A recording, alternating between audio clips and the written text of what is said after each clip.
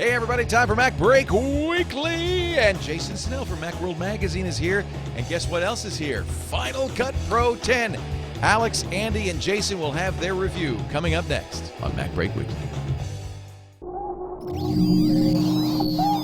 Netcasts you love. From people you trust.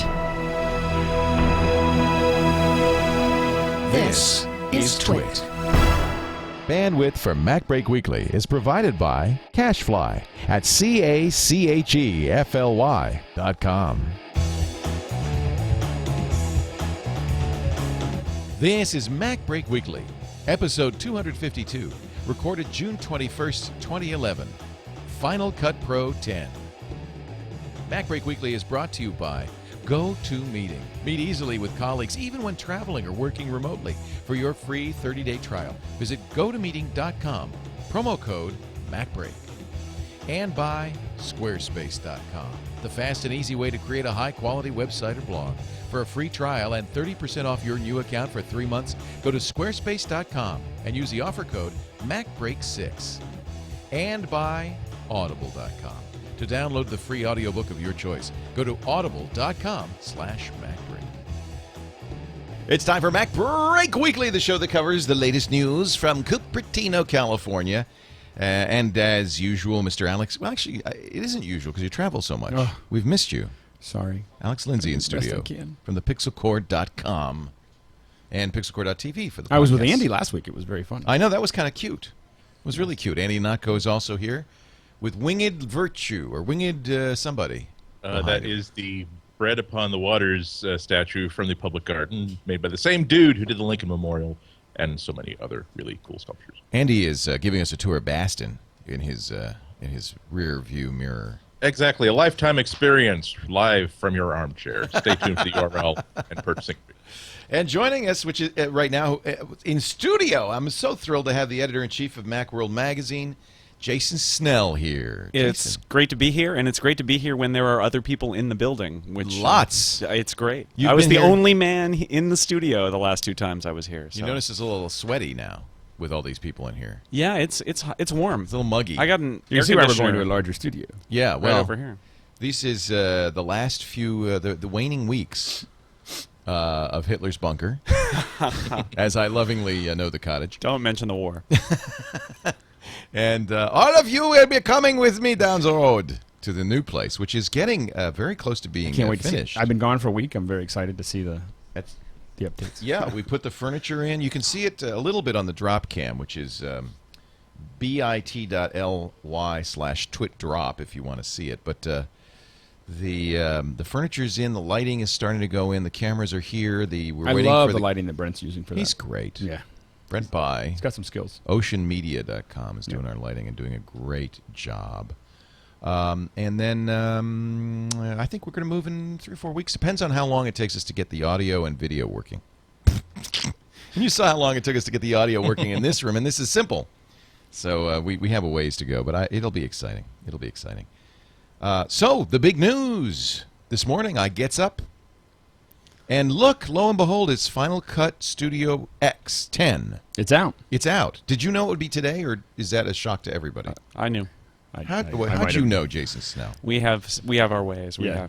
We had a writer who actually has it, and he's got a first look up on Macworld.com. So Oh, already? we flew him to New York for a briefing, and Awesome. he's a professional editor, and the review is coming too. But yeah, it's is Gary? really Gary Adcock. Yeah, He's great. It's really different though. I mean, it is like Final Cut Pro 10 Something. version 1.0. Yeah. It's not Final Cut Pro 10.0. It's a new Final Cut. I hesitate to do this, but it's a little bit like what they did with iMovie Yeah, in that the scares sense. people I when you know, say I that. know. In the sense that it's the same name, but it really is a rethink of the product. Right. And I think there'll be a lot of people who are. So I downloaded it this morning twice. So I just had to say downloaded that. it on all 3 machines at home. I know. How many? Is there a limit to how many times you could download I think it? it's 5. I think it's a standard Mac app. It's a standard Mac application, Mac app store app. Yeah, I So think you there's can. nothing- I think you can put it anywhere, but there's a license. The Pro app license on the Mac App Store is a 1-to-1, I believe. The consumer app is not. It's a weird. It's very hidden in the So the I user might only agreement. be able to install it on 1 machine at a time? Well, I think you can install it on many machines. I think the technically it license says- is for one. Yeah, yeah. Right. So I'd be violating Something like Right, that. but it's like with most of this Apple stuff, it's largely honor system. Right. Yeah. Right. Yeah. So the but I downloaded it and on my laptop and on my home computer and started to noodle with it. This I did not have a preview copy, but and it is a very, very different. It's very fast. You know, you could tell that they really focused on interactivity. And being able to do that Now, stuff. But when you say fast, what machine are you running Final Cut Pro X? I was running it on the 17-inch laptop. I have a whatever. So you were using Mac Pro with i7s and i5s? I think it's i5s. It's like the 16 core with. Okay, so it's fast. What a surprise! No, but it's faster faster, than the old one. It's faster than the old one. Okay. It's a very different interface. It is a complete rethink. So you have Final Cut and then you have Motion. Motion is separate. Okay, so not only is it separate, it's $50. It's $50. I mean, that's one quarter of the price that they were charging before. And $200 was considered an amazing deal. Oh yeah, well, so it's $300 for Final Cut, and then it's $50 for Motion, and I think is it $50 $50 for compressor. For compressor, yeah. Which hasn't really changed. I mean, compressor, the new, like when you're monitoring your compressions, that looks different. I don't think anything about compressors changed. I think they just kind of published it, but. One of the interesting things, though, is that the way they're managing, and I think this is going to be something that we're going to be excited about playing with, is that the way they manage plugins has changed completely. So what you're doing now is that the plugins, almost 95% of the plugins that are in Final Cut are actually motion projects. So these are actually you actually source the plugin architecture in Motion, and then you actually use it in Final Cut. Now, that may seem like a little roundabout, but what it means now is that a user can actually develop kind of their own plugins. They can and then basically publish those, and kind of in the way that we set up Motion projects before as templates for Final Cut, but in a much more clean way from one to the other. And I think that's going to be a really interesting process. I mean, if you're buying the new Final Cut, I think you're going to end up buying. You buy all three, and just Motion by itself at $50. If you want to do motion graphics, and so you don't need Final Cut X. You could buy Motion for $50 and be producing great little commercials, great training products, great. Oh yeah, I mean it hasn't changed much at all, other than it looking like a dark gray interface. I think Motion is almost. It feels very, Final Cut very Pro similar. 10 is now 64-bit throughout. Yes, 64-bit. Yep. It is Cocoa, 100% Cocoa. Yes. Yes. As far as we can tell. As far as we know. Uses the GPU. That's good news. Heavily. But it's new, and let's be clear. Different UI. Well, and it doesn't. I believe it doesn't import Final Cut 7 projects. What? So hold on there. So we're going to Wait have a minute. it's a schism. It is a product schism, So and you're going to have people using Final Cut Pro 7 For a for long years time. now saying I can't go to 10, and I think. Well, I think you're also going to have a lot of people going to Premiere and Avid. I think this absolutely. I think Apple is going to. I think that they're going to double their installed base with this product, but I think it's also going to lose the high end. I think they're jettisoning the very high end. Yeah. I mean, I think that there's So you're saying Walter Murch from now on is going to use Premiere? The movie studios use Premiere, or they'll stay with Final Cut 7? What I really want to see is what Walter Murch actually does. Because he may want to kind of prove something with this, but I think that. I think in the current version, you don't have the level of control and interaction with other applications, the XML, a lot of the publishing stuff that's out there. That's interesting. You're not going to have the things that you're going to want in a large pipeline. I think this is a big opportunity for Adobe and Avid. Although I do think that this will be a very, very successful product for Apple. I think it'll be massively successful. But I think it opens up new market. You're going to have disaffected existing customers, but you're going to have new customers. I mean, when you see what the outrage was when iMovie was rethought, right? A lot of those people were people who were pushing iMovie to the limits. Right. And those people are going to start looking at this new Final Cut and say, "Oh, this is what we're going for." All those people who are like, "Oh, iMovie isn't advanced enough, but I don't want to use Final Cut Express." This is sort of that product for them, which means they're going to say goodbye to a lot of people on the high end. Yeah, and I think that from a business perspective, I think it totally makes sense for Apple. I think that it is a very seamless conversion. All these people that get iMovie for free, this is a very seamless upgrade. I think the little hiccup. I'm excited because I'm a Final Cut Express user / iMovie user. So for me, this is exactly right. Right. Now, the one thing I will and caution, it imports from iMovie, right? It does. Ironically, it imports from iMovie. They're both the same infrastructure. I mean, it's clear that this is. So this is really iMovie. This is iMovie on Plus. steroids. They really don't want you to think of it that way, That's but very interesting. yeah, that's what it is. Yeah. I mean, it's pretty close. And it's got a lot more tools than iMovie. I mean, now one thing is that when you look at the prices, someone might be tempted to say, I'm going from iMovie and then I'll buy the next expensive one, which is Motion, and then I'll go to Final Cut. Motion is still way more complicated than Final Cut for a lot of people. So that's it's a heavier thing. It is extremely powerful, and it's probably at $50 the most powerful app you can get for motion graphics. I mean, if you want to be adding stuff and creating stuff, you definitely want to learn that. So Jason Snell wants me to buy After Effects for him. Should I just say, screw it, use Motion? It's the same thing? It really depends on what you want to do. I think that he wants to create 3D graphic. Well, Motion's 2D, right? No, it does. It does 3D? It does 2D cards. It's 2.5D. It'll do 2D cards. It doesn't. You can't bring in 3D models necessarily into it, but you can do 3D moves. In the chat room, Burnsy TV is saying, "Wow, better than iMovie." Quite the tagline. Yeah. Apple. That's why Apple doesn't want to have the word iMovie come up. But it's the first word that comes up when you launch Final Cut Pro 10 Studio Extreme. It says, "Would you like to import an iMovie?" Yeah. Right. That's the first thing you see. Yeah. Well, and I think that it's again. I've said this before on the show, is that Apple is a 90-90 company. What will 90% of people need 90% of the time, and they solve that really, really well. And I think this solves that problem really well. 90, if you are a teacher, if you are in corporate communication, if you are in news broadcasting, I think the speed that you're going to be able to work we'll at use this. it for sure. Twitter, it's exactly what we need. Yeah. And right. And Apple is willing. Slice and dice that. I mean, Right. Apple in their PR, they're not going to say it, right? But clearly, like Alex says, this is Apple saying, if you're at the super high end, we don't have the time and the effort to do that. We don't want to be in that business. It's anymore. funny because they have the hardware. In some ways, I mean, I would imagine people like Walter Murch would like to use Mac Pros, would like to use the, I guess you get a PC that's. Well, and I think but even there, you look at the evolution of the iMac and the Mac Pro. I mean, the Mac Pro is narrower and narrower and narrower as it goes too. That's true. Right. That's true.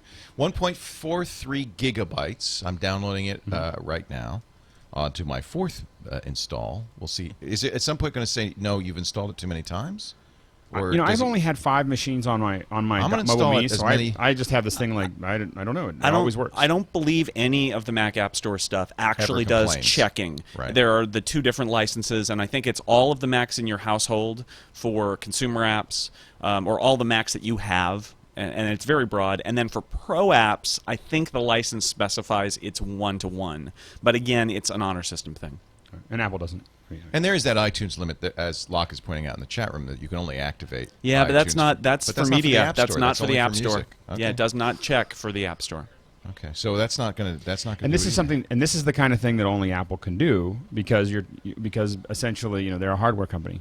They can say we're going to make it really easy to move this stuff around, and people will do it. So I think that it is. But you do have to have the same credential on all the machines, of course. Right. You have to have your username and password, which is the kind of soft copy protection. That's basically you need to trust whoever's using that system to have your iTunes account, which is linked to your credit card. Right. Yeah. Exactly. So it's not going to be something you're going to see in ABC. Do you have anything to add to this? Andy Ihnatko's just sitting there quietly, contemplating his navel. No, well, because I realized that we have Alex Lindsay in front of us. Yeah. And I went I have a couple of questions really that are for him that I was already asking him a couple of questions this morning. Go ahead. Yeah. No, it's just that there's such a split between the pro user apps and even the semi-pro, even the amateurs with incredible talent and ambition and time market, where you have folks who are willing to spend $1,000 or $2,000 per seat on a solution because they're transacting like a $40,000 or $50,000 contract to do it. So it's always interesting to me to find out from folks like Alex how much loyalty is there going to be to Final Cut. If you've got a house that's cutting like all their internal videos with Final Cut, and they do a lot of churn on those videos. It's not just every 3 months they decide to do a birthday party. It's no, they need to do all the training for 500 people in a company all through this suite. How hard is it going to be to simply get this person to switch from Final Cut to anything else? It's But this itself is a switch, right? There's a fundamental switch from Final Alex? Cut to Final Cut. Yeah, sorry, yeah, sorry, there's a Alex, huge- tell us. Right, but no, I think there's a Alex fundamental has a misunderstanding. No, that absolutely. It's got the same name. That's it. This is, and I think we're going to see a lot of PR from Avid and Adobe and everyone else, because this is their moment where everyone goes, I don't know how to use the next version, and now it's an even playing field. We're going to look at all these things. Now, I think that if you're looking at Fast and Furious, if you're building your home, if you're building possibly independent short films, corporate, education, you're doing a lot of these things that need to be cut quickly, cut at a budget. You're never going to, I mean, the quality and speed you're going to get with Final Cut, in my opinion. And I think that you're going to want us to look very, very seriously at this. I've never really considered Final Cut to be, I mean, I've always been kind of surprised when someone does a whole feature film in Final Cut. Really? Because I've never felt like it really manages large What would amounts you of- do it in? If I was going to do a full feature film, I would do it in a Media Composer. I'd still do it in Avid, because because it can handle the libraries, the hundreds the of multiple thousands clips. of art. The thing is when we're doing web stuff, or when we're doing this stuff, we're thinking about, oh, I've got 200 or 300 objects, or I've got 1,000 objects, and I think that Final Cut. In our case, 3. But okay, yeah. But what I'm saying is that when you're working on an Avid, you're thinking about tens of thousands or hundreds of thousands of objects. I've worked in projects where we had over 500,000 objects in the project, right? And this was 10 years ago. So the thing is, Avid manages that much more effectively. I think that Premiere, if you're looking for integrated solutions with I think the Red integration is really, really good. I think the integration between, if you're using After Effects heavily, then Premiere is the answer to do a lot of that stuff, because the integration between those two applications, between all the Adobe applications, is pretty astounding. So I think that those are all solutions to look at. I think that Final Cut, though, and I still, I think Final Cut's going to be the massive gorilla. It is going to be what everyone's using. And the one thing I will say is that editors who got away with just knowing how to edit, or just knowing how to do some cute graphics for, especially like look at your cable TV ads. If those don't transform over the next 2 years, whoever's doing them isn't paying attention, because doing those, you will be able to do those at budget.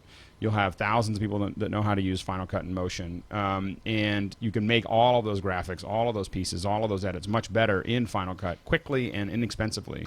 But I think that the very high end, that top 2%, 5%, maybe 10% at the most, is going to go. We need something with. Either they'll stick with Final Cut if they're already using it, or they'll move to Premiere and Avid. Because we're MacBreak Weekly, I should say Premiere's got a really bad name on the Mac, because for a long time Premiere was a disaster. We had one point where we tried to benchmark Premiere 5, I think, and we couldn't finish the test. It would just never finish. It was so slow and awful. And the new Premiere Pro is so powerful. It is a completely different product. So Adobe's a real player, even on the Mac, when it comes to video now, which it wasn't. Absolutely. We'll continue in a second, just to flatten this question of license, exactly as you said, Jason. I'm looking at the license agreement for Mac App Store product usage. You may download and use an application for personal non-commercial use on any Apple branded products on any OS 10 computer that you own or control. So it doesn't seem to have a limit on apps. Right. For commercial, in other words, somewhere like Twit, we have to buy a copy for each individual user, which makes sense. Or a single individual. If you're a commercial enterprise or educational institution, you may download a Mac App Store product for use by either a single individual on each of the Mac computers used by that individual that you own or control, or multiple individuals on a single shared Mac. So I could put it on one Mac and have all my editors use that Mac, or I could have copies on all my Macs, but the same guy has to use it every time. So if I have 4 editors, 4 Macs, I need 4 licenses, is essentially what it is. By the way, these are $300 a pop. It's not a big. It's cheaper to buy 4 copies of Final Cut Studio 10 than 1 copy. Right. So I have 4 editors. I'll buy it. It's easy. It's a no-brainer. Now, here's the question we asked when it first came out. We weren't sure what components would be included that are in Final Cut 7. Now we know that they've now taken compressor out and they've taken motion out, but they don't have any other additional buys. And I don't expect to see them. So the color, all that stuff, that's still in there. Well, still in there is a big word. They've basically, soundtrack, it looks like it's gone. It was never as stable as people would like it. I found it to be a little clunky. The color has been to some degree merged in, but the level of control that you have is pretty it's pretty crude. Now the thing we have to remember is that 99.9% of everyone using Final Cut never opened color. Like they got excited. Oh, I got a color correction app, and then they opened it. I was like, It I says don't know there's what a to do. color sync managed color pipeline to produce accurate, consistent color across applications. In-app color management. In-app. Oh. Right, and it'll, That's different from shading the video. well, I mean, you can do a lot of the fine shading. The one thing I have to say is the scopes are gorgeous. You know, the scopes in the new Final Cut. Good-looking scopes. No, but I mean, it looks gorgeous, and you can actually see what's going on, and those do make a difference. And then there are some primary controls and some. It says there's a single-click balance color feature. Now, again, there's going match color feature to match the looks of 2 clips. Now that's nice for us because we are using different cameras, so we would in theory have a one-click match. Yes. There are many things in Final Cut that are in the new Final Cut that are going to massively speed up people's operations. So the way it handles audio correction, the way it handles color correction. Is soundtrack in here or no? No, there's a couple tools. Now, all the Logic plugins are in there. So all of the Logic, Oh. like they just kind of put all the Logic Oh. plugins in. But Well, what you that's don't nice. see is you don't see a full waveform. You can't So you really, might still buy Logic if you wanted to. if you really wanted to go hardcore, and you're really going to want a dedicated audio editor. You're going to want to use something like Pro Tools. Now, I think that that's Automatic interesting. Duck is now they announced today that they're doing a exporter that'll export out of the new Final Cut into Pro Tools. So if you want to, you could still use Pro Tools. If you're someone who really wants to do that. Now, again, I think for the kind of people that I think are going to be jumping into this, I think that There's not these are gonna manual be huge. ducks. It's automatic ducking. No. Very funny. You're such a funny guy. No, I'm not making a joke. Oh no! This is I can Automatic duck Duck. manually. Automatic Duck is a company that does import export in and out of. I thought you were talking about audio ducking. No. Automatic Duck is they Are you as confused as I am right now? it's a company and they export data. You can export stuff out of Final Cut into Avid, After Effects, Premiere, Got it. and That's they separate. That's something else. and but I think that again, for a lot of the stuff, when you're looking at, for instance, something online, online videos like what we do, what you might see on the Daily or Wired or the Project on the iPad, much easier, much quicker. being able to slap this stuff together Yeah. on a day-to-day basis, Final Cut is going to be the thing. For news organizations cutting stuff in the field, Final Cut is going to be the thing that everyone's using because it's fast. It'll do all that syncing, multi-camera. I haven't tested this yet, but according to the documentation, you bring in 4 5D, sets of 5D footage that were all shot by different cameras, and it'll automatically do what Pluralize used to do, which is just sync them all up automatically as they come in. It'll clean up your audio, clean up your video. For people who are doing like fast and furious kind of publishing to the web, publishing for corporate, those types of things, I think this is going to be a godsend. That's another thing I really wanted to know about. It seems like there are a lot of features that were distinctly pro apps, for Final Cut Pro, even Final Cut Express. That it looks like it's time for that stuff to start to trickle down into iMovie. Including the ability to sync video and have multiple video streams in addition to multiple audio streams. Do you think that we're going to see anything like that happening with iMovie? I mean, it's not just that if you're at a kid's birthday party, you know how many camera phones there are out there. In addition to like the dad or the mom actually shooting with the real camcorder, there's grandma with one phone. There's a niece and nephew with another phone. The ability to basically say, look, email me all these MP4s. If you had a utility that could simply sync them all, and now you can actually be doing it like you're doing the being the live director at the Oscars. Say, okay, camera 1, give me camera 2. Okay, now we get to go to the Y shot before little Trowfast starts to puke. You can see him start to go, and now cut away to grandma's reaction shot. It seems like there are a lot of basic features that need to go into iMovie now. So one of the things, that's multi-clipping, and it's not clear that multi-clipping even works in the new Final Cut. I couldn't find it on my first pass, so I don't think that you can actually do what you used to be able to do with Final Cut, which is a multi-clip where you put in 8 of them and you're just hitting hitting the screens and doing the edit. So I think that stuff was taken out, at least for now, and it probably has to do. I think that it definitely Apple will add whatever they can do to iMovie that isn't complicated. Because the idea is to keep it straightforward. Yeah, but I think Andy's point is really interesting, that there's an opportunity, if it's not an iMovie or Final Cut, for somebody else, whether it's an app or a website, to merge a bunch of clips of an event and do something really intelligent with them, because that should be easier than it is now. And maybe that's web apps. Singular That's a Software, who web does app. Pluralize, Well, it'd be there you great go. for them to build a standalone Yeah, application. for regular consumers to dump in 10 different video clips of a birthday party. That's a web app, isn't it? Really? Shouldn't it be? It could be a web app. I mean, just got to upload all your video. Yeah, Andy, get on it. Am I gonna? Yeah. I just don't know if I'm going to upload like 900 megabytes per user Right. of video just to get that 3-minute clip. But yeah, it seems as though if someone put together a $50 app in the App Store that would simply say, dump in up to 5 MP4 files. It will sync them automatically, and it will spit out simply a QuickTime file of that same event with all that multi-camera stuff that I could then import into iMovie and use as a scene. That's $50 that I would spend. Right, and Pluralize does almost all of that, just inside of Final Cut and Premiere and Vegas and whatever else. So they already figured it out, because it's just looking at the audio waveform and matching it up, and it works incredibly well.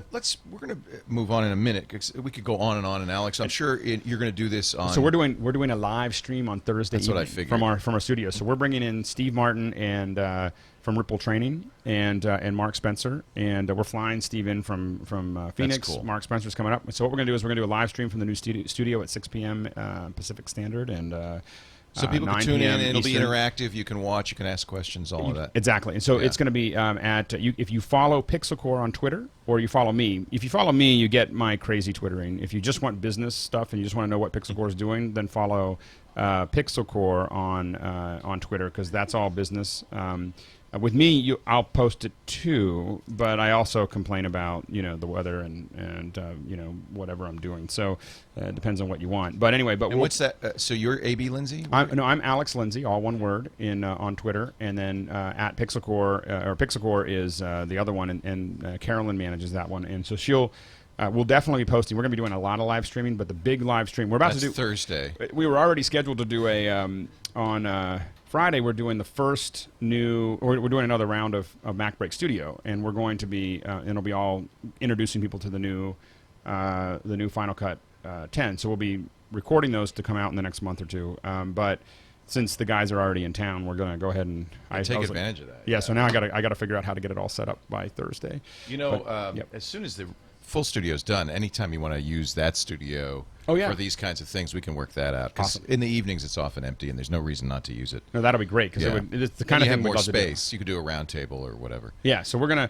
get the guys up. They're gonna walk through stuff, and then they're gonna open it to questions. And these guys are if you go to rippletraining.com, you can see what they do. They actually put out a new training product already for Final Cut 10.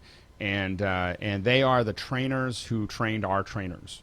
So they are the really the top guys in the business, in my opinion, to show you how to do this stuff. And we're going to be doing a 4-day training in Final Cut in July. So we're excited. But I would like to wrap up with a couple of questions from the chat room, because there's some good questions, and I think the fundamental question. Let me see if I can find who asked this. Is why should I upgrade, or should I upgrade? Who should upgrade from Final Cut Studio to Final Cut Pro 10?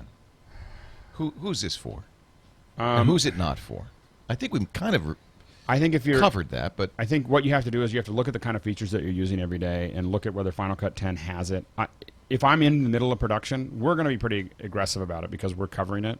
But I will say that if I was in the middle of production, I would let it sort itself out for a month or two. To be honest, Okay. I wouldn't just dive into it. And remember, you can't upgrade your.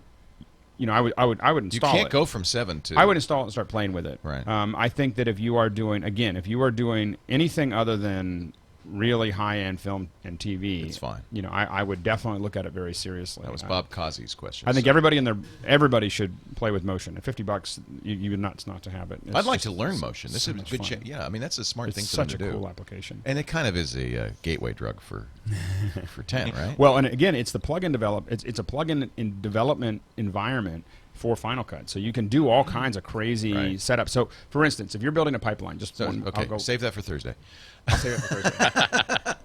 I'm about to geek out. I will get. I know, and it's only an hour, 2 hour, maybe 3 hour show. So we don't. Exactly. We could do more. You will do a lot more on Thursday. Thursday at 6. And Conduit and DV Matt, those will continue to work. So I don't know what we're going to do with DVMat, because the new plugin, the new keyer in Final Cut is so good that we have to look at it. You may not need it. We don't know if it's needed. It's our bread and butter. So we're kind of like, well, we're going to have to. Wow.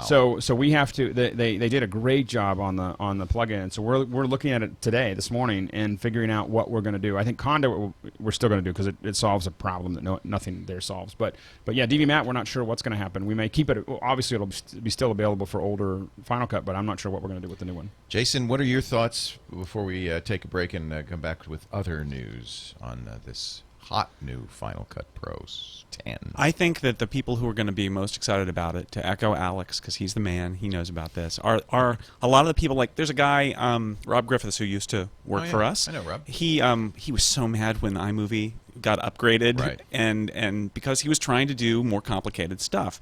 And he switched to Final Cut Express, but he was frustrated with the way it behaved because it was a light version of Final Cut Pro. I look at Final Cut Pro 10 and think this is probably the product for Rob because it does all of these pro things that iMovie just can't do anymore, but is friendlier for somebody like him who's not a professional editor than Final Cut or even Final Cut Express was. So it's that kind of person I think is going to really embrace this. And a whole new generation of editors. And are gonna embrace students, it. and yeah. It's going to be huge. It really is going to be. It's a great. I think it's definitely the move that Apple had to make. Andy, final thoughts on Final Cut Pro 10 before we move on? Pretty much echoing what other people have said. I mean, I think most of the people who are cutting video are people who are, a great many of the people who are cutting video these days are people who weren't trained for it, didn't grow up thinking they're going to be doing that, but wound up being the guy in the office who can cut video together.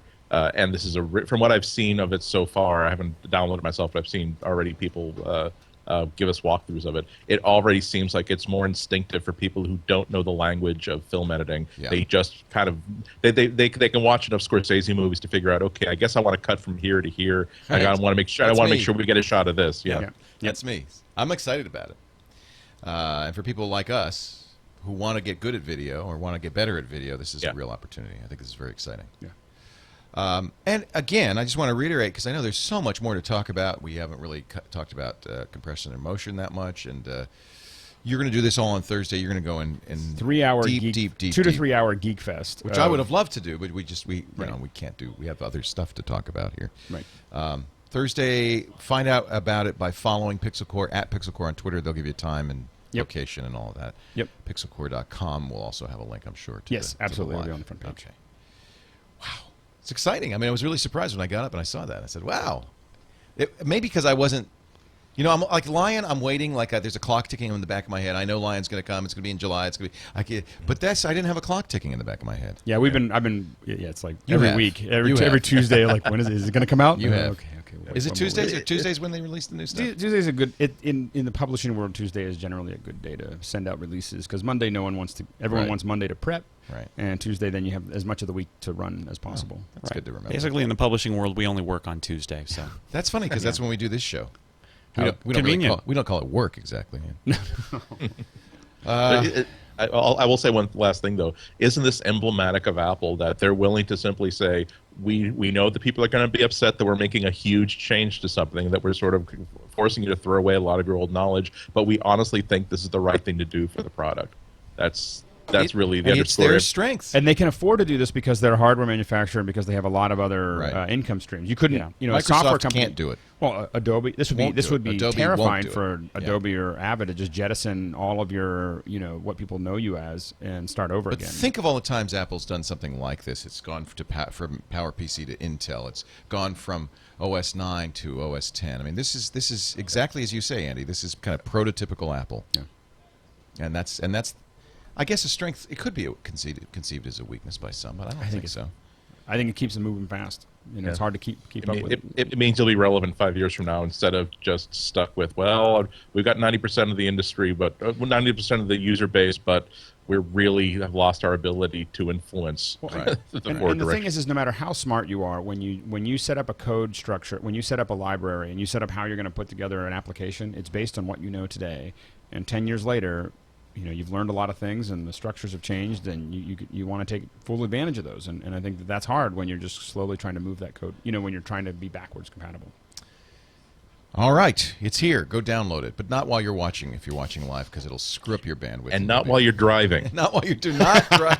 do not download while driving. We've got more rumors to talk about, including a Black Air, and I want to see if Jason knows anything about Lion and release times. But before we do that, we were talking about the new studio.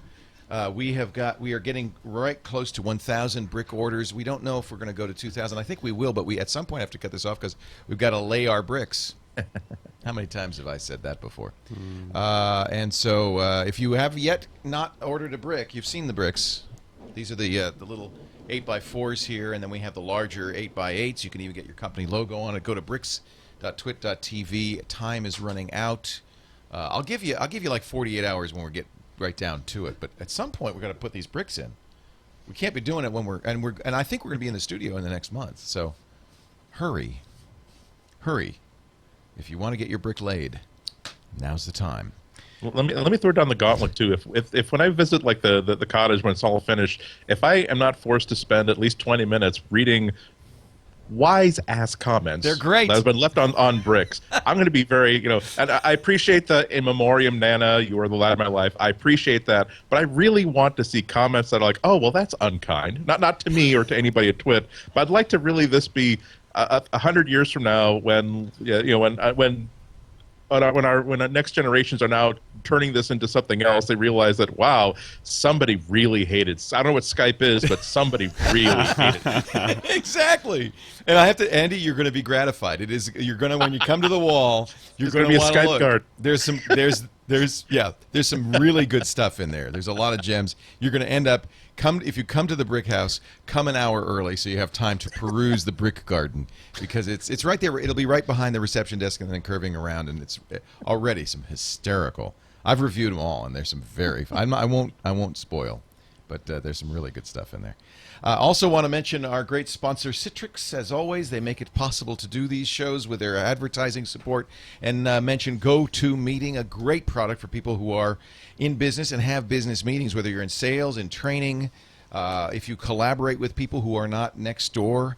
This is such a great solution. We use it almost every day, partly because you get a built-in conference bridge, so it's part of the deal. So with our GoToMeeting account, anytime we want to have even just a teleconference, we'll click that button, automatically sends out the invites. It's all set up.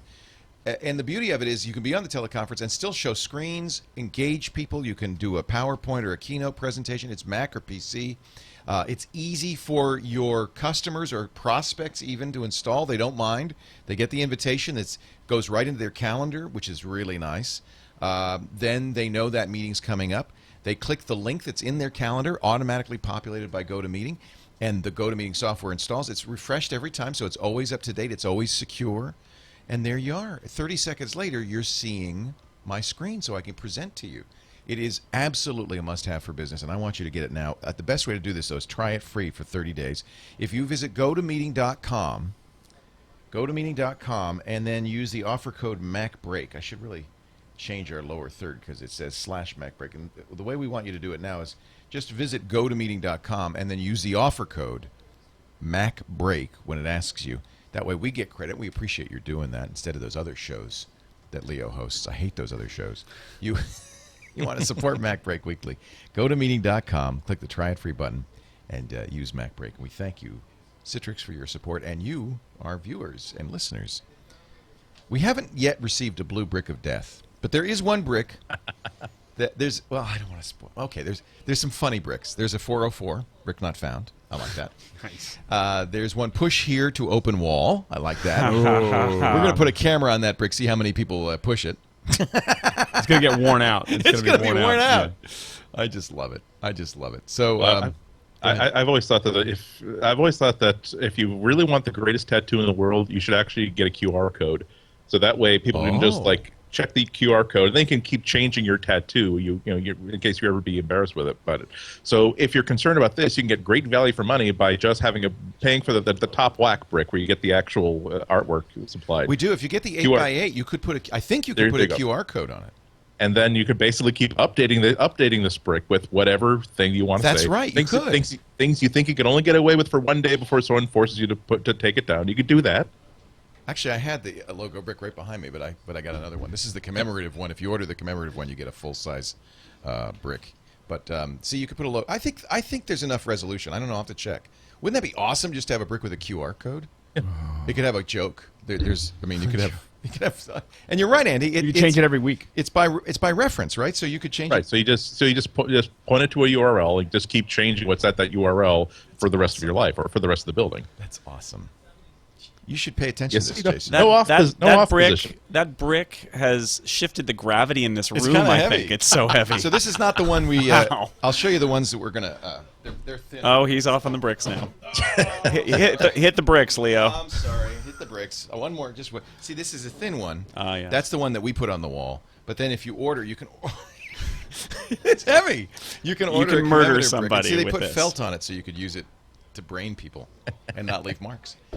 Moving right along. Wow. It's rumor time. We should have a. You know what? I'm going to ask somebody to make us a little rumor jingle. Yes. It's time for rumors. Rumors for MacBreak Weekly and the man. Reckless, irresponsible, almost invaluable rumors. Are they true?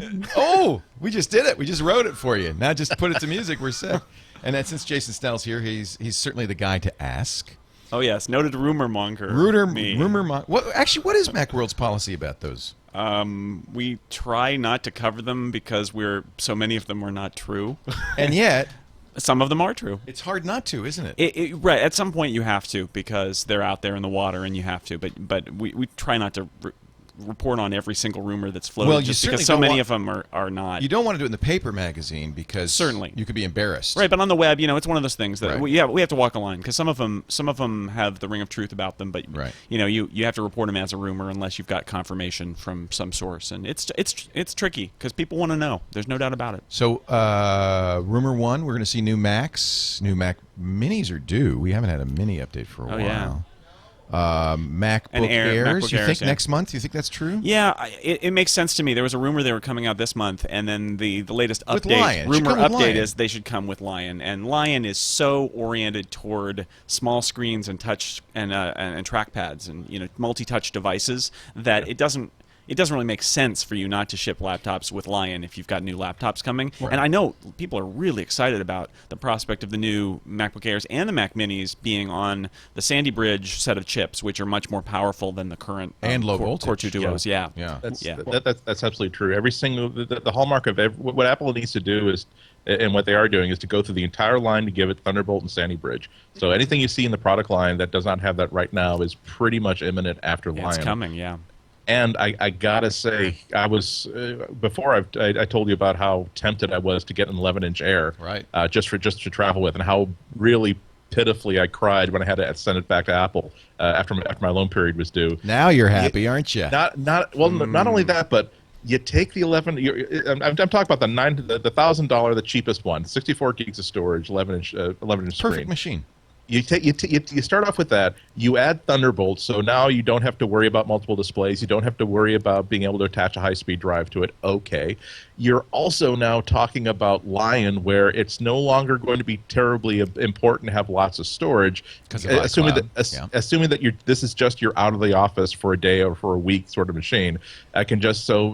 That's perfectly enough storage for I can simply grab it, run to the airport, and realize that the 11 or 20 different documents and projects I've got going on have automatically been synced to it automatically, and I don't have to worry about version control on the way back. It suddenly becomes really, really extra tempting now. And you can always buy a brick if you want something that weighs more for your lats. Or Right. whatever If you this want is. to feel like you've got an old school laptop in your bag, Just put add the a brick. Just put the Now, brick. Leo, in there. Add a brick. is that why you're looking so ripped these days? Have you been exercising with those as well? I've been lifting bricks. But I to Andy's point, as somebody who's used the MacBook Air since it came out, it I was love a the big Air. step when they added the second USB port and they did the 11-inch model.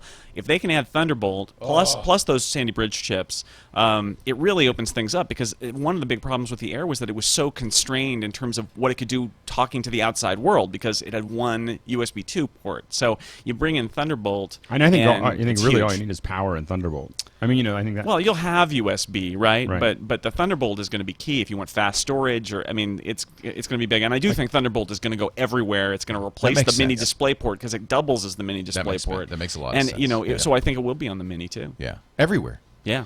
Now, J.P. Morgan estimated that Apple's Air business is actually the biggest part of their business. He says that Apple is that the Air alone is a $3 billion business. He says Air sales rose 2.9% in the first quarter, outpacing desktops, which I think is kind well, of but I interesting. think part of that is that all of us, as soon as that we saw Thunderbolt, a lot of us who buy desktops knew that eventually we're going to get Thunderbolt, and no one's buying them. Like everyone's, I mean, I don't know, maybe not no one. No one's buying Airs. No one's buying desktops. No one's buying I bought a desktop, but I'm an idiot. What do I know? I'm just like all of us are on like we're dying to buy more. I wish I hadn't bought an Air. I wish I'd listened to you, Andy, because I'm going to want this new one. Yeah, but we're all waiting for Thunderbolt because the storage opportunities there are just, and I think we are going to see. I think Thunderbolt's also going to bring us a much smaller. Much thinner. So maybe that's why J.P. Morgan said this. But Mac Pro. there were 432,000 MacBook Airs sold in the quarter. They say that number is going to go to 700,000 quarterly units. I mean, that's huge. Well, let's not forget, I think it's very clear that the MacBook Air is becoming the mainstream laptop for Apple. I think that it Absolutely. will be, in the next couple of years, it will be... what we're looking at is Apple's vision of what they want all laptops to be, which is thin and light and with solid-state storage. And it's inevitable that that's where we're going to go. And we're getting its success. Remember that first Air, I used it, but nobody else did. But when the $999 11-inch and the 13-inch model came out last really year, slow and it overheated, became but a that hit. new one was much better. Became a hit, and I think that it's only going to increase. And I was able to hold off on the original Air. Got one for my daughter. It was slow. It was slow. overheated. That SSD, slightly faster processor, and just better design overall really made the difference. Intel has added, this is from today's Apple Insider, 3 new high-efficiency Sandy Bridge CPUs to the product catalog. Apple Insider says this is likely the chips Apple will use in the next MacBook Air. They're ULV parts, 17-watt parts, which is very ultra low voltage is what that is. And what's interesting is there's 2 i7s as well as an i5. Imagine a 1.8 gigahertz i7 peaking to 2.9 gigahertz in that sucker. Wow. Well, and you wonder, Wow. like, you know, I still do some heavy lifting on the 17-inch. I would love to see a 17-inch Air. Like, get rid of all those moving parts and all this other I don't know stuff. about that. Like, I would just, but get That's rid of all not an the moving Air, parts, make it dude. thinner. No, It's but make just it a thinner. thin 17-inch. Yeah. But Look with how thin all it is. SSD, no CD-ROM. You know, take out some of. Give me If just they a make Thunderbolt that, they're going to connection. call it the Alex. It basically. I'm holding you to that. I'm holding you to that. I'm Well, holding. the 17 is where they put every port that they've gotten rid of on every other device. But as a right? 17, but as someone who's looking at the next 17-inch, all I need from them is a Thunderbolt connection. You know, like to me, if you give me power and a Thunderbolt connection, I can figure out everything else on the other end of that. You know, I don't need them to do anything more than that at this point. I can have a little breakout box that has 2 Thunderbolt connections and then all of my connections. See, all of our talk about Thunderbolt, we should make it clear that Thunderbolt is something. I actually wrote a piece about this last month on Macworld.com. It doesn't exist yet. Yeah, I asked we- everybody, anybody got a Thunderbolt cable? No. Anybody got a Thunderbolt hard drive? Well, they're coming out this summer. You know, there's a new feature where you can do Thunderbolt video in, so you can take a MacBook Pro with Thunderbolt and plug it into an iMac with Thunderbolt and use it as an external monitor, but you need a Thunderbolt cable to do that, and nobody has a Thunderbolt cable right now. So this is all theoretical until later this summer. It's definitely a cutting-edge technology. But in the long term, it's going to be huge. It's just in the short term, we're still waiting. I've seen some You know demo what I would units. almost that are rather see fantastic, than a but Thunderbolt is an illuminated keyboard on the Air. I didn't think I'd miss that as much as I I did. really miss that. Do you think they'll do that? If they can fit it in, sure. I mean, I think it's just How hard a is that? Is question that of a power drain? Is I that think the you got to issue? stick it in the space and have the little yeah. things That'll- lighting underneath. I just have to say I just think a Thunderbolt works extremely well in my head. Yeah. Oh, it's, I mean, it's you know, awesome. It has never been defeated right now. It is so is that undefeated love doll that technology. you bought, but doesn't mean it doesn't mean it does. It just in your head. It was with great regret that I have not reviewed the new MacBook or the new iMac yet, because I've decided that I really can't review these things until I see something working on Thunderbolt. Yeah. Because the first time that I get my hands on a cable, a shipping working cable, plug it into 2 different Thunderbolt devices, and one of them explodes, I'm going to be very, very happy that I held off on my review. What about the It's three? like- The rumor there'll be 3U Mac Pros.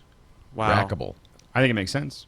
I mean, the Mac Pro is going to a different place, right? They have, It's a place where computers It's go a to better die. place. They're taking it to a farm It's where a it can be ravine. happy. Well, and I run. definitely, I would love to get rid of that big heap and whatever, and, Yeah. and move to a rack mountable. I mean, to me, a rack mountable Mac Pro would be. Yeah, but how many Look, users this is, have racks? This is sort in of their what house? Apple did with Final Cut that they're doing with the Mac Pro, where they're saying, look, most people, except the super high end, you don't want this. You want an iMac. We have a Core i7 iMac with That Thunderbolt. 27 inch is amazing. It does almost anything anyone wants, and if you really need more than that, there's the Mac Pro. What does that product turn into then? Maybe what it's currently like isn't, doesn't make sense anymore, because it used to be power users bought Power Macs or Mac Pros and put them on their desktop or under their desk.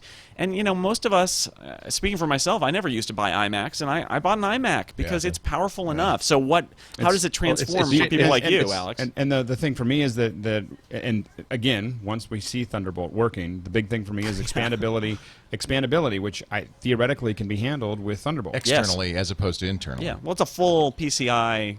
Exactly. So the Blackmagic cards, for instance, we buy Mac Pros because we need to put those Blackmagic capture cards in. I'll do it on Thunderbolt. They're coming out with Thunderbolt connections to, to Blackmagic, and I mean theoretically, didn't we just buy? We just got a new Mac Pro. Yeah. So that means they're due to be phased out. Yeah, exactly. Just bought one. There is something new that has come out today, brand new, 3 terabyte. What do they call those? Time capsules.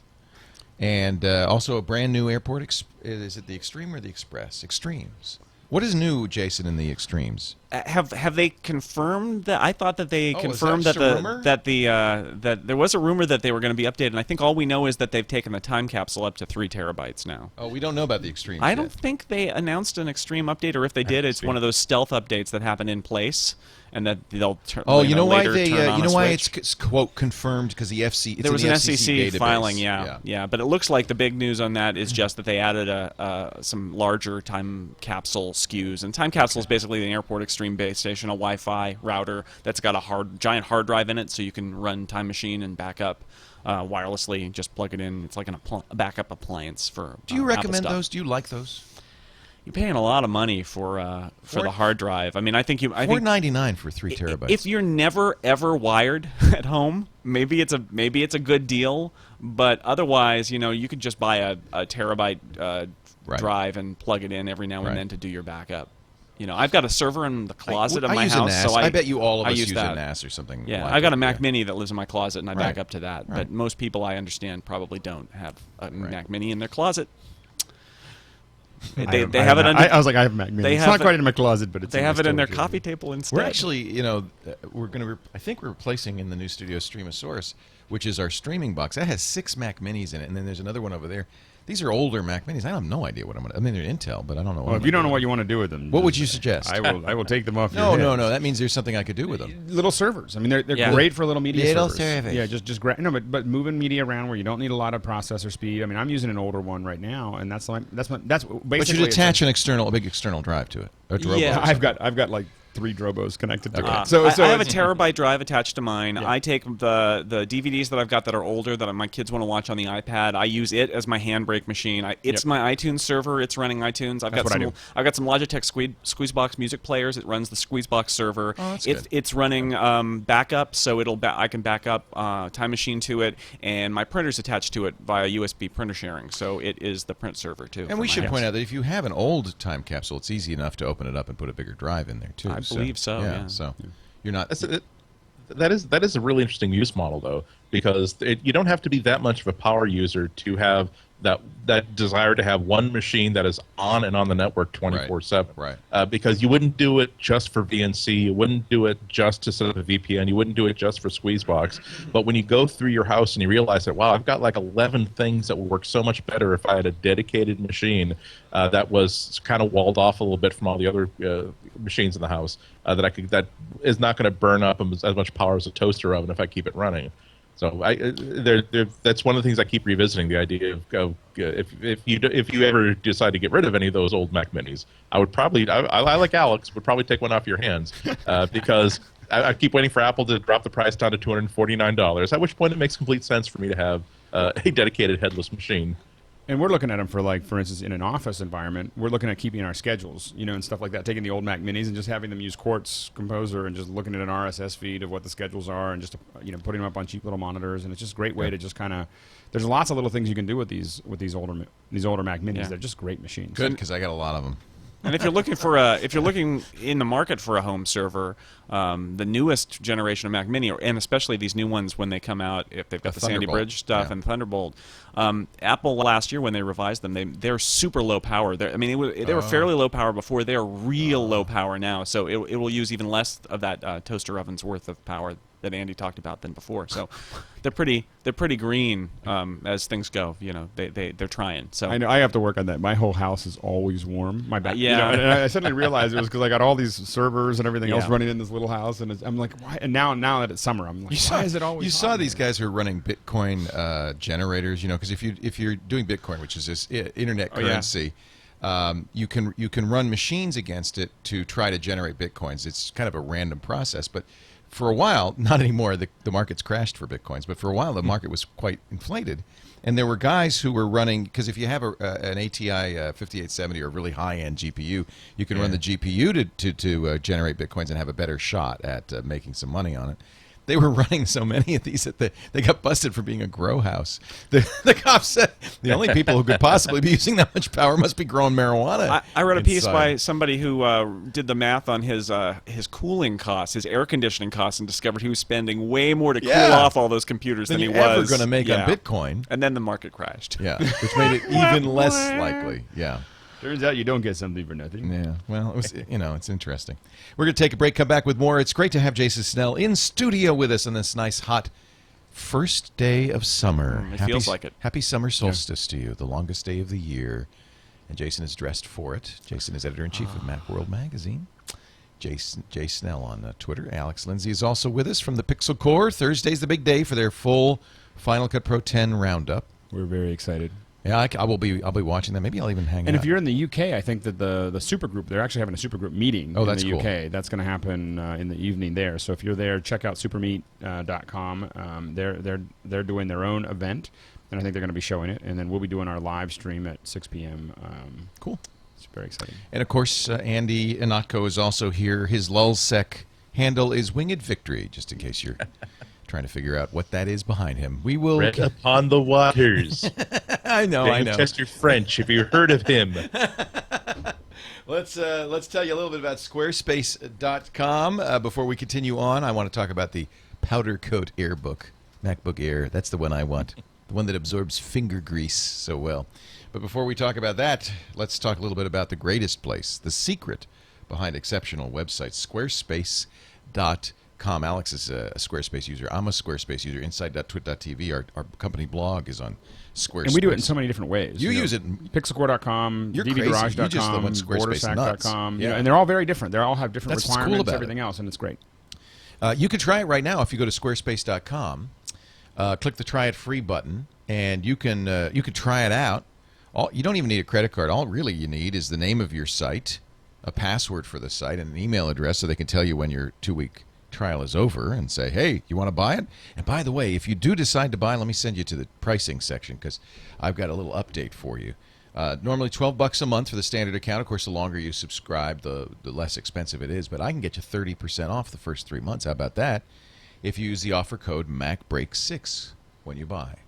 MacBreak6, as in the 6th month of the year. And when you look at that subscription, remember that if you were publishing a website with something else, you might not pay that, but you'd still be paying for a server. This is somewhere. hosting So plus. This is hosting That's- plus. I think that That's sometimes the thing. people don't understand Yeah. the deal. That this is the best hosting, by the way, really great Yeah. hosting for websites out there. They use a very sophisticated virtual server technology that is always on, always up. We've you never slammed run it. out. Yeah, you can't run out of bandwidth. Yeah. They've got blog importing. Actually, they say blog, but really many websites run on these APIs, the Blogger, TypePad, WordPress, or Movable Type APIs. So if you have that API on your server, you can import and export. And when they say import, I mean it gets everything. It gets images, it gets the links, all the permalinks are all working, everything. They've got all sorts of templates too, including photo galleries, forums, form building and data collection, and the greatest little widgets for your social integration. And like all the Squarespace design tools, these widgets are slider-based. It's all point and click. If you know CSS and JavaScript, you can use it, but you don't have to get a great-looking, unique site. Point and click your way to a brand new page. If you've got friends who are not yet on the web, tell them about it. Squarespace.com. That Facebook page does not count. Really, seriously. Squarespace.com, click the try it free button for 2 weeks, and if you decide to keep that site, make sure you use MacBreak6 as the offer code to save 30% for the first 3 months. The secret behind exceptional websites, Squarespace.com. So there was a rumor. I know you don't do rumors, Jason, but there was a rumor there would, and I kind of like this rumor that they would do a black powder coated MacBook Air. Wouldn't that look cool? I gotta say. I had the black MacBook. I thought it was really cool. Yeah. I liked it a lot. This is as close as I could get. Actually, that's the Incipio feather case is a great way to do that. I mean, it looks beautiful. I have a red feather case on mine. But notice all the fingerprints, and that's not even a powder Wasn't coat. there a follow-up rumor that said, yeah, they tried it, but it was really bad, and there were lots of fingerprint problems, which was the problem with that black MacBook back in the day, too. And the black Dell. The Dell did the same thing with one of their Adamos, and it was horrible. And so, what happened, they published the rumor, and then I can't remember what site published it, but they got an email from an Apple insider who said, yeah, actually, we did try that. Not only on the Airs, but we tried it on Pros and other stuff. And the problem is that your palm grease on the palm rest is absorbed, and these things look horrible very quickly. But also, you go into the Apple store, and boy, I'll give you how many black things do you see on display for sale there, made by Apple? Right. It's either white or it's iPad aluminum. 2 cover. But let's not forget that, and I have that black MacBook somewhere. iPhone. That was a $100 premium iPad. for the black paint.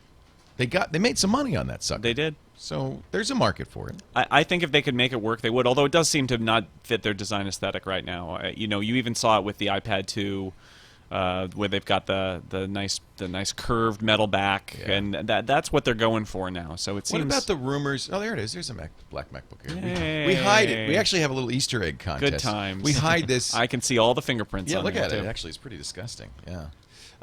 We hide this. That's Dvorak's sweat right there. Ooh, pretty.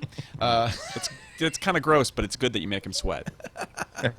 He doesn't bring a computer when he comes and does the show, so we have this. This is the Dvorak computer. It's got the Simple Finder on it. Yeah, exactly. Parental Make controls. it as easy as possible. Yeah. Good. Okay, as long as all right. One more rumor. iPhone 5 rumor. September. Sound right? I predict that there will be a new iPhone. He's right.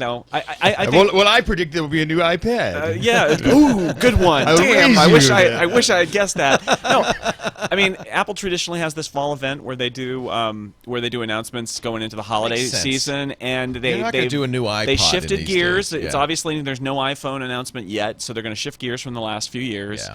It would make sense to have iOS 5, which is coming out this fall, again, come out around the time that they do new iOS hardware, which means iPhone, iPod Touch, and who knows, maybe even an iPad Rev, although there's a lot of debate about whether that'll happen in the fall or the spring. I do say I'm not subscribing to the 2500, 2560 by Retina 1920. iPad? Oh, that's rubbish. Yeah. I mean, I could see the outside edge would be 2048 by 1536, which is exactly twice the resolution that it is now. And even that, I would have a hard time swallowing. It's just so much CPU power. It's not whether they can fit that into the LCD. It just it means everything has to run heavy. Boy Genius report. Oh, go ahead, Andy, and then I'll. I was just going to say. I mean, you have to. It would cost them power. It would cost them an actual component expense, and they've yet to see iOS users say we absolutely want a higher resolution iPad display.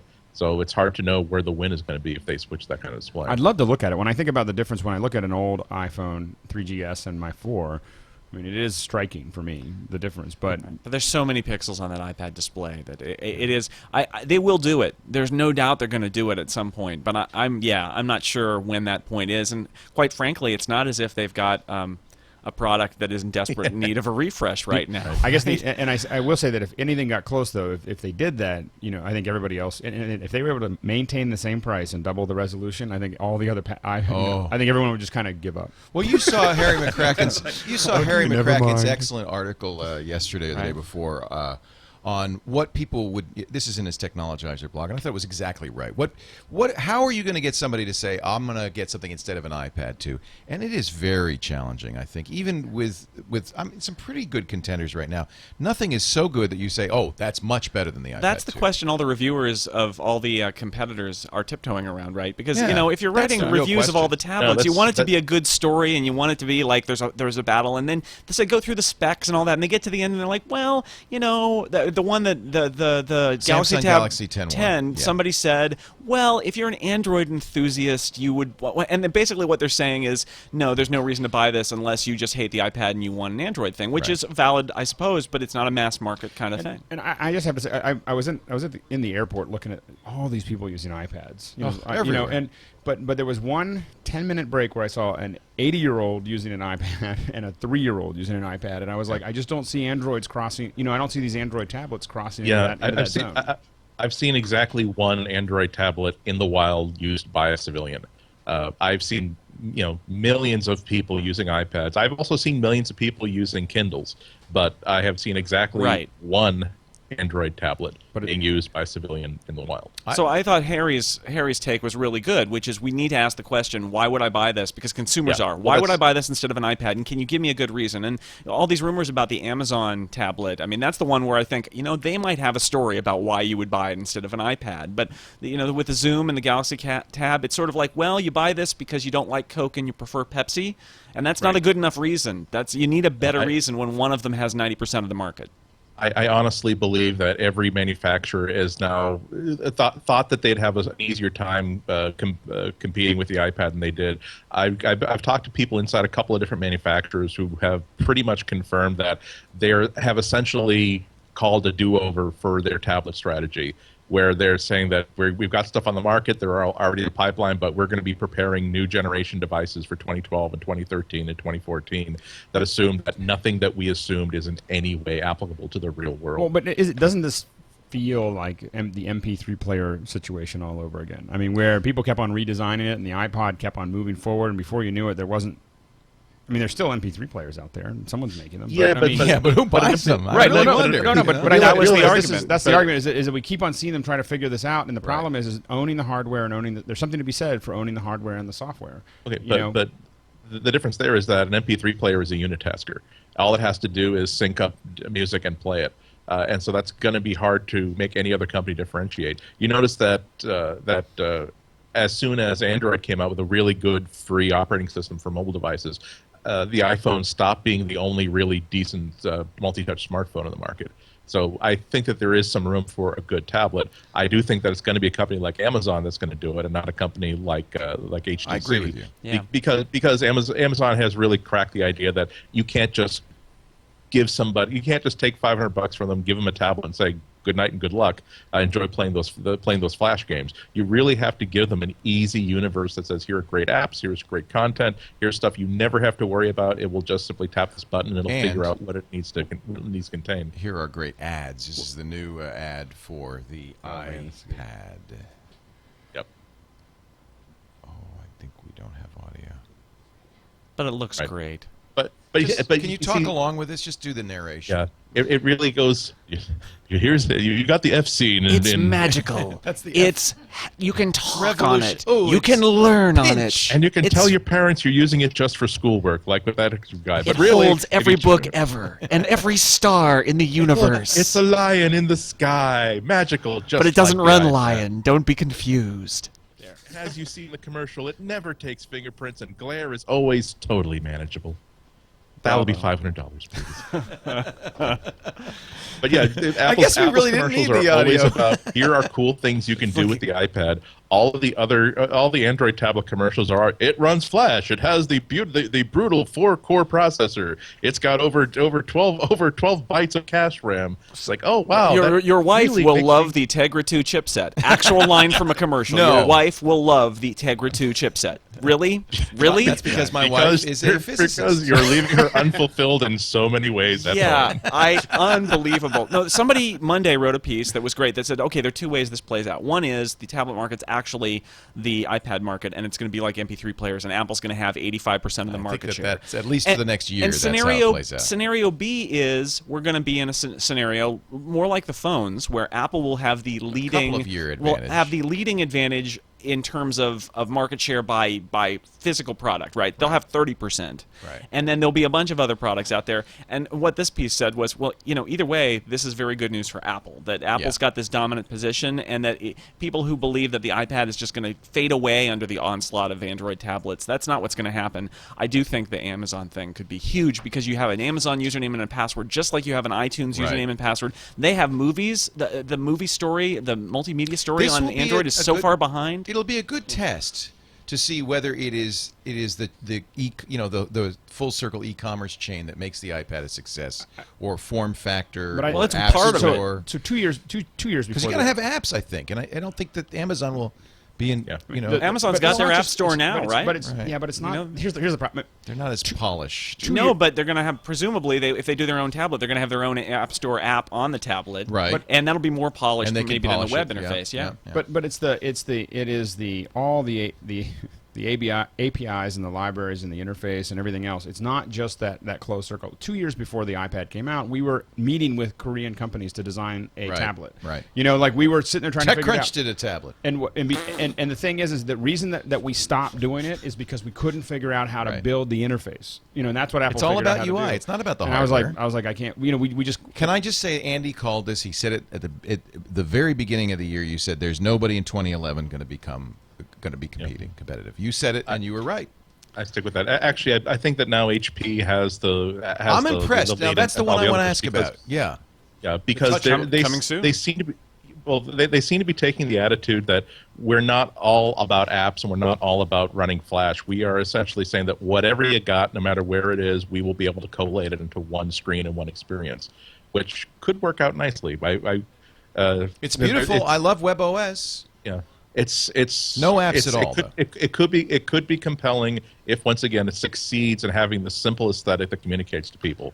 But we'll see. Look at this. Look at We've this. seen This it done wrong so many times. This is the Let's hope Nokia it's N9. They just announced the new Nokia N9 with the MeeGo operating system, which they've already said we're not going to make any more of them. So you're buying a dead-end machine. It's beautiful. Isn't that pretty?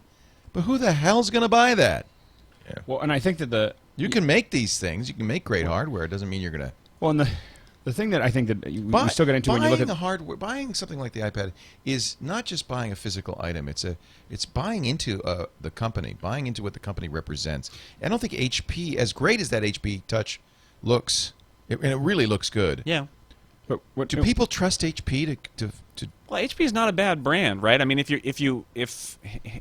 it's not the Apple brand, but it is a brand that people know, and maybe they will trust it, to a certain extent. And they've got the good OS. What's interesting is that the hardware is sort of a direct iPad 1 knockoff. That's exactly, yeah. But maybe what they decided was it's dual core though. Yeah, that's dual true. core. But it looks like an iPad Right. original, and that's okay. I feel like they just said, look, this hardware is hardware that's proven, and we're not going to try to change it.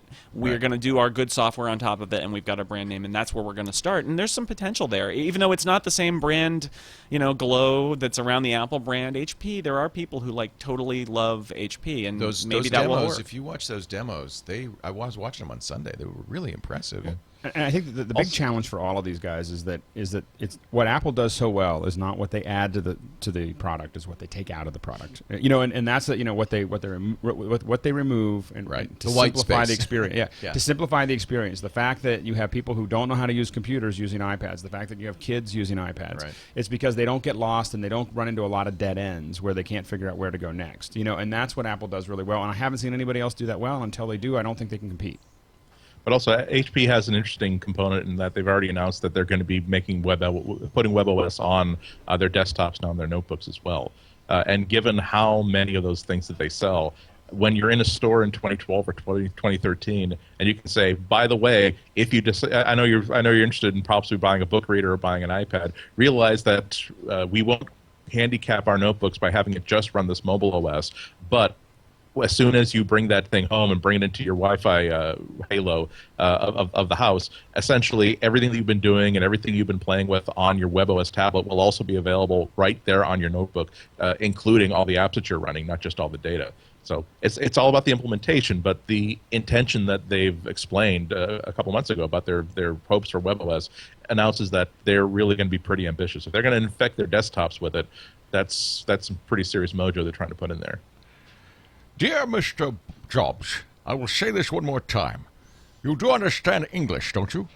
I do not sell my soul for Apple or any other company. I have no interest in changing the world as you suggest. You have nothing that I need or want. You are a computer salesman, and I am effing James Bond. All the best, Sean Connery. I admit I don't do a great Sean Connery, but this is a great letter, which is a fake. It's a fake, but it's funny. But it's great from 1998. Remember that think different.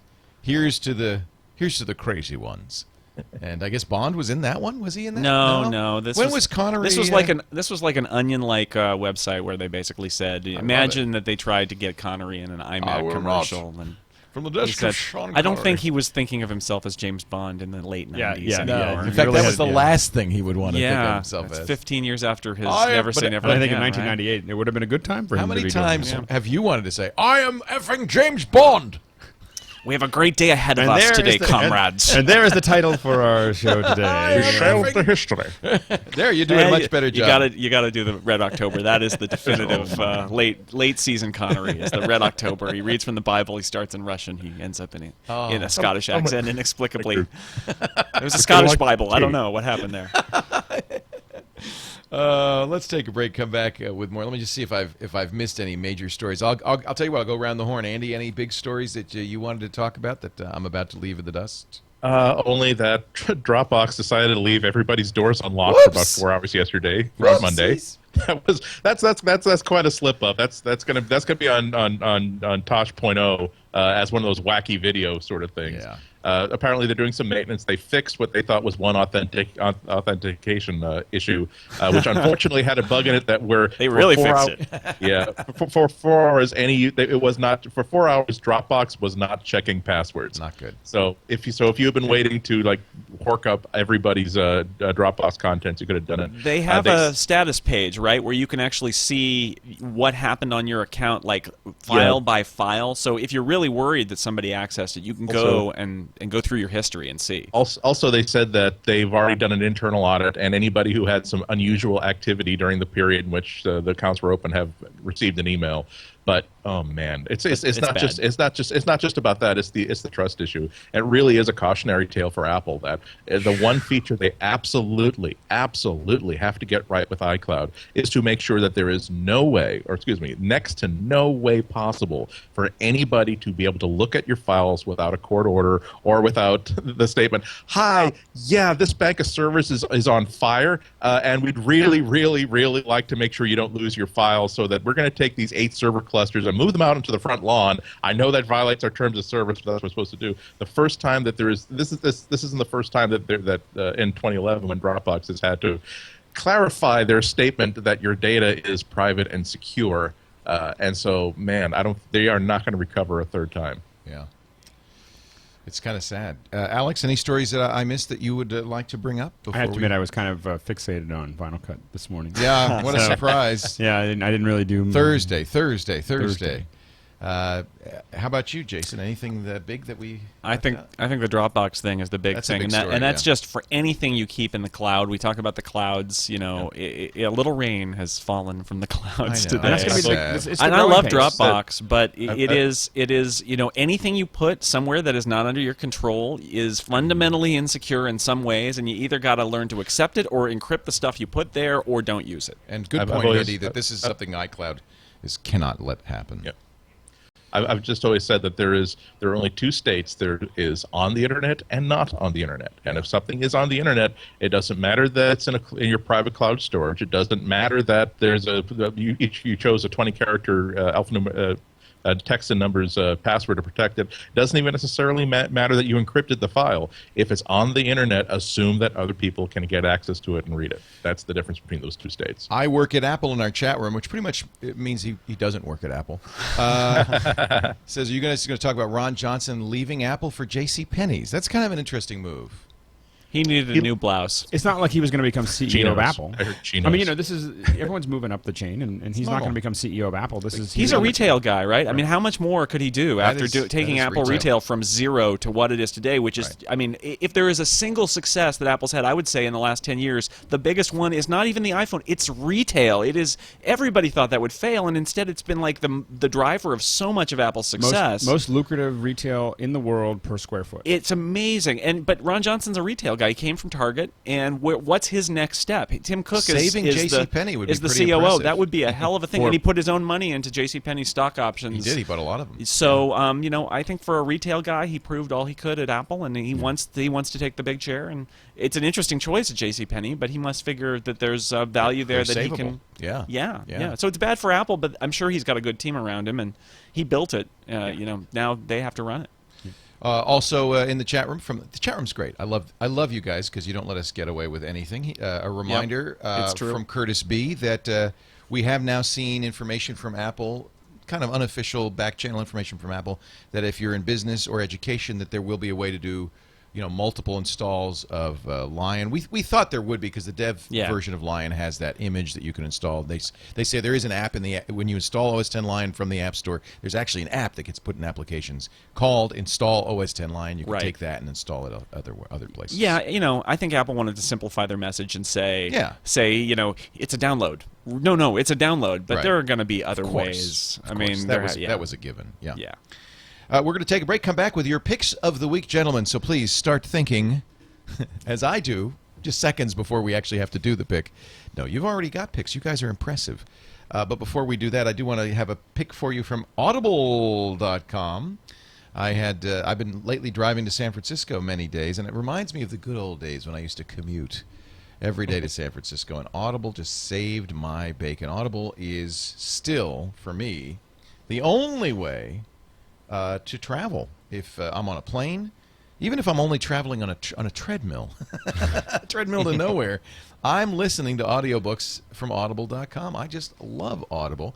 Now over 70,000 books, including the incredible Samuel L. Jackson, Go the F to Sleep, which is free, by the way, so go ahead and get a copy. Did they put the whole book up there? They put the whole thing up there for free. I saw the video on YouTube, and it's hysterical, isn't it? If you're a parent. It's only 6 minutes. If you're a parent. If you're a parent, you've got to have this. I actually... Don't play it for your kids. This is not a kid's book. I was in the bookstore with my daughter yesterday, and I said, oh, look, they've got Go to the F to Sleep.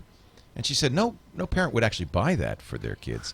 I said, no, but every parent who's ever had a kid will buy it for themselves. I told someone that on the plane yesterday. I said, you're not going to win Parent of the Year award by reading your kid that book. And he goes, you're obviously not from New York. Hey, go to F to Sleep! Anyway, that's kind of nice that Audible made that available for free. But there are plenty of other books, and you can get your first book free right now by going to audible.com/MacBreak. You'll be signing up for the Gold account. That's the book a month account, and when you do that, you can get a book, and you get to keep it forever, cancel it at any time, so that book is free. I don't know if you have a pick, Andy, but I've got to mention that they have now the 10th anniversary full cast production of Neil Gaiman's American Gods on here, and this is one of my favorite books. Just came out today. And it's fully acted out, which I love. And I know you're a Neil Gaiman fan, so I got to figure, Andy, that this must have been on your list. Oh, I see what's on your list. I'll add that one, too. So we're going to give you two choices. Okay. This just came out.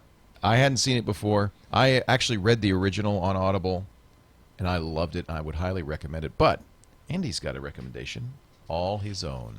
Yeah, and this is a really cool one. It's Solaris by Stanislaw Lem. A lot of people have seen the George Clooney movie from about 10 years ago. This is one of my favorite science fiction novels because, unlike so many books by some of the leading lights of science fiction, and I'm including Arthur C. Clarke in the stuff. This book is not about how fascinated this author is by how an escalator would work on a space station. Right. It really is just about people and human beings, and the fact that they are on they're on a space station orbiting a really mysterious, interesting ocean planet that they're researching is just sort of incidental to the human stories in there.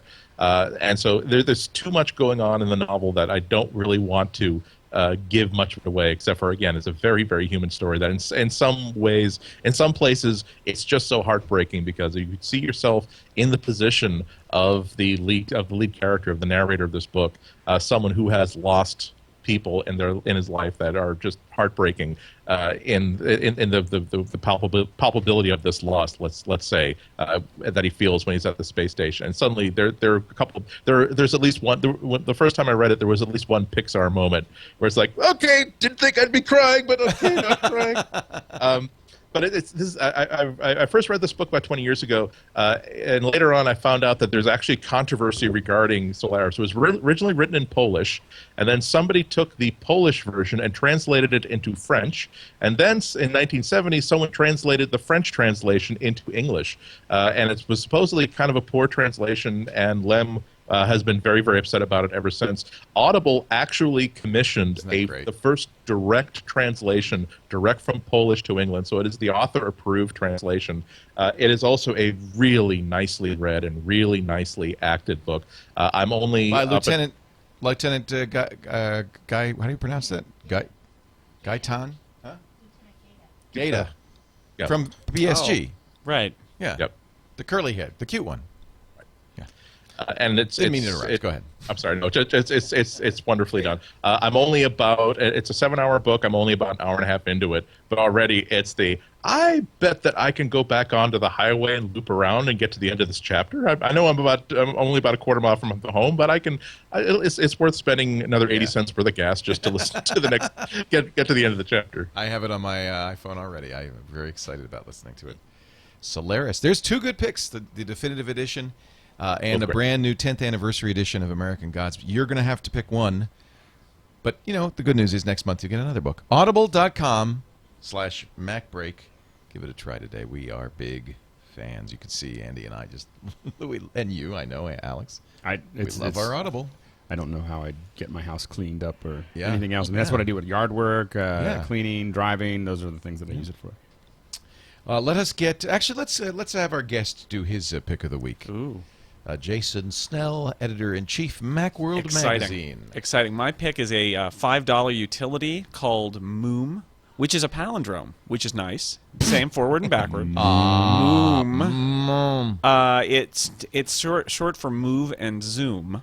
And it's a utility from Many Tricks, which, speaking of Rob Griffiths, who used to work for Macworld, he's now a software developer guy. He and Peter Maurer do these utilities. Maurer did Butler, which is an incredible program. And it turns out that a lot of his ideas were like conversations with Rob, where Rob would be like, because he's kind of cranky, he'd be like, I wish it did this, and Peter would be like, that's an interesting idea, and then there'd be a utility like the next day. So now they work together, and Moom is a great utility that basically hijacks your green button in the top left corner of your Mac, every window, and lets you move and zoom windows very quickly to be the bottom half of your screen, the side half, the upper left-hand corner. And once you start using it, you really get used to it. And there are a bunch of utilities that do this, but this is really elegantly designed. It doesn't get in your way. It really only manifests when you move over that green button, and then you can send your windows. So if you want to quickly tile your screen, send something off to the left, it's $5 from manytricks.com. Or the App Store. A lot of fun. Or the App Store. Yep. That's right. Or maybe it's only on the App Store. Some of them are. It's $5 everywhere. Yeah. Though, so it's cheap. I just buy stuff on the App Store now because then I don't have to worry about updates. Yeah, exactly. Yeah. But it's good. I literally had a whole bunch of utilities that I was trying to find the right one, but the only option was it had to be on the App Store. Yeah. Moom looks great. This would be great if you're doing captures too, because you can get everything to pop over to a certain window. So if you're only using part of it for a screen capture, if you're organized, if you'd like to have your screen organized, Moom is really smart, and it is implemented in the way that if Apple thought this was a mainstream feature, it would do it, because it's very subtle. It's not a crazy kind of menu bar. It's got a menu bar thing, but basically all happens over the green button. Alex Lindsay, your pick of the week, and if it's Final Cut Pro 10, I'm going to yell at you. It's not. Okay. It's a complimentary thing to Final Cut. Okay, even better. So I like that. Two little picks. One is Filmic Pro. Have you seen Filmic Pro? Mm-mm. So Filmic Pro is it's for your iPhone, and it is a little video recording. I think it does stills as well, but a video recording where you can basically have independent control over your exposure, over your focus, and it's a great heads-up display. It's just a really nice interface for shooting movies. Neat. On your iPhone. I think it's so. like You $3 or use $4. this for all your movies now? I'm just starting to. Yeah, I'm starting to use it for a lot of them. I'm always changing what I'm using, updating it, and this is my current favorite. And so it's called Filmic Pro. Definitely check that out. And the other thing is, if you're getting Final Cut Pro, which I think a lot of people are, you're going to be wanting to figure out where there is some training, because this is a completely new thing. And my real pick here is Ripple. Go to Ripple Training. And you got to check. These are our guys for our show that do this kind of training. It was Steve Martin and Mark Spencer, and it's just great training. This is the only training that I've seen so far for for Final Cut Pro 10, and great little videos. There's a ton of free stuff that's already on their website, as well as a ton of stuff that you can buy for very inexpensively for your iPad or your computer to play it.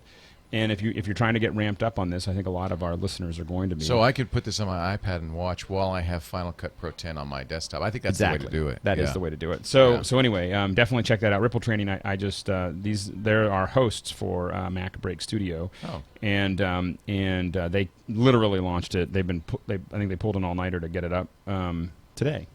So wow. So anyway, so definitely check it out. It's great stuff. I think I know where I'm going. Yep. Mr. Andy Ihnatko, your pick of the week. As of last night, it was going to be Moom, because I too discovered it. Oh, how funny! You didn't liked it a lot. You didn't put it in the Google Doc, though. No, that's fine. That's why for 20 minutes there was in that line of the Google I Doc. saw that. Curse you, Jason Snell! Damn you, Jason Snell! Damn you to hell! And I did actually have a second traditional pick, but I suddenly realized that I really want to choose Pages. Both for the Mac and for iOS as my pick of the week, because over the past few months it really has become a much more important word processor for me. Not necessarily because they've made such significant they've enhanced it in any significant way over the past few months, but simply that now the world that it lives in makes an app like Pages more urgent. The idea of having one application, one word processor where there's a desktop version, there is a tablet version, and then there's a phone version that all try to be as equal to each other as they possibly can. I still absolutely love Scrivener. It's been like my main word processor ever since Mr. Snell showed it to me 2 or 3 years ago. But now I'm in that awful sort of middle ground where there are some projects for which I prefer to have Pages, and there's some projects for which I prefer to have Scrivener.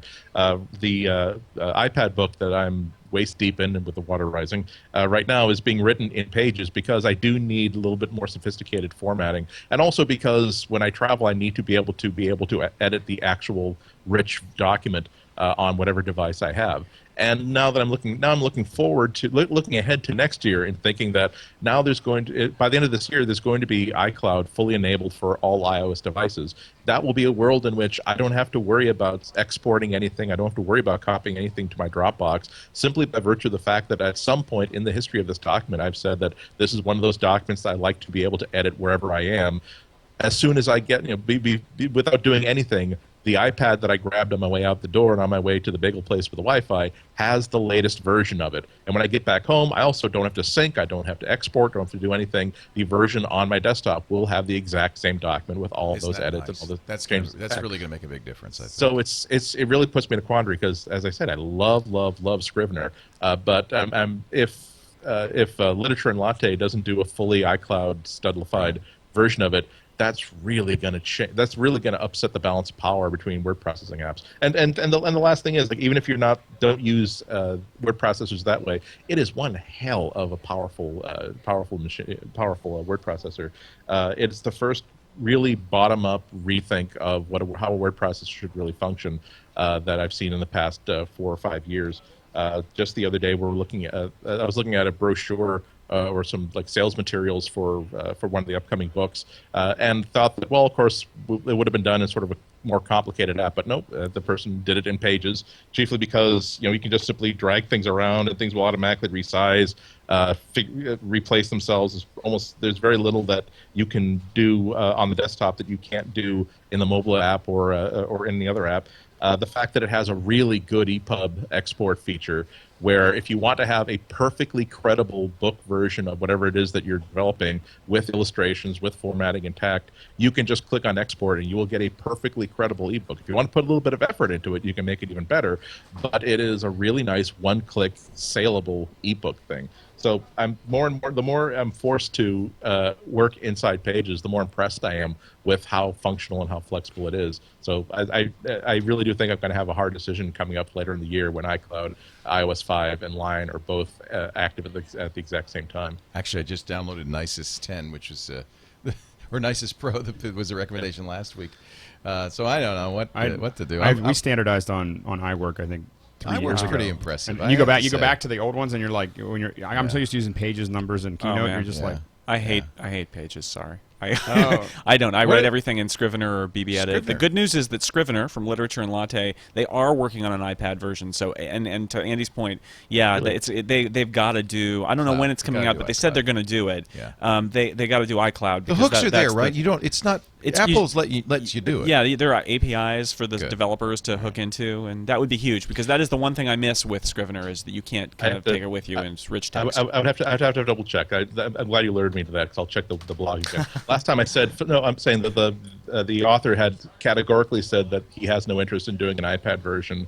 That they're hoping to make it. Actually, they quoted me by saying we prefer the pack a lunch idea of exporting just what you're working on from your current Scrivener project. Yeah, I think I mean- remember him. Maybe I'm remembering it wrong. I think I remember him saying that he finally kind of broke down and said, "All right, we're going to do a Windows version and we're going to do an iPad version." But maybe I don't know what the time frame is there. I hope they are because that they need to. I mean, somebody needs to do that. It is getting tough Yeah. because.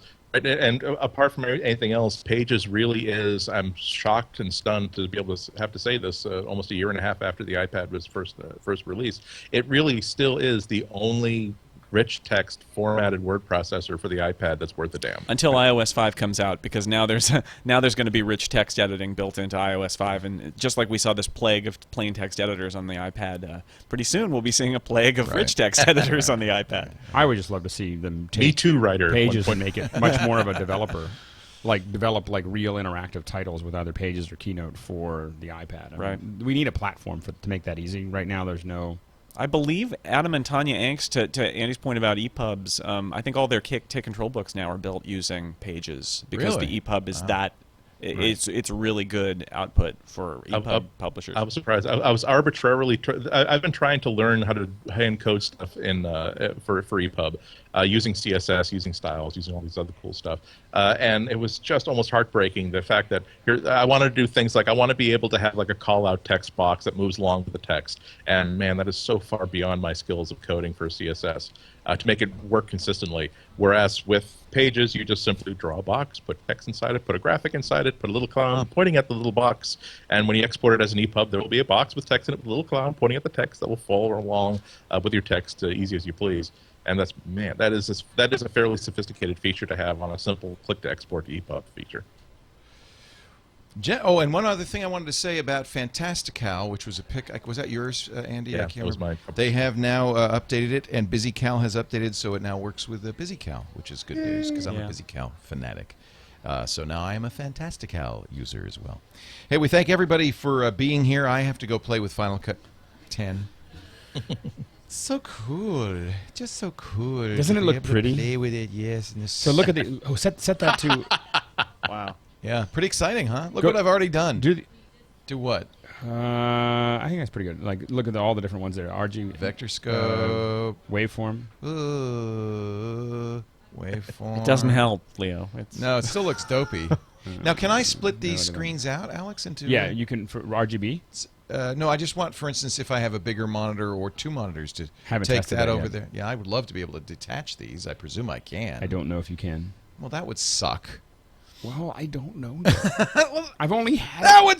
I'm just celery and I'm carrots is just the looking base at of a soup. Crazy stuff. I don't know. This looks fun.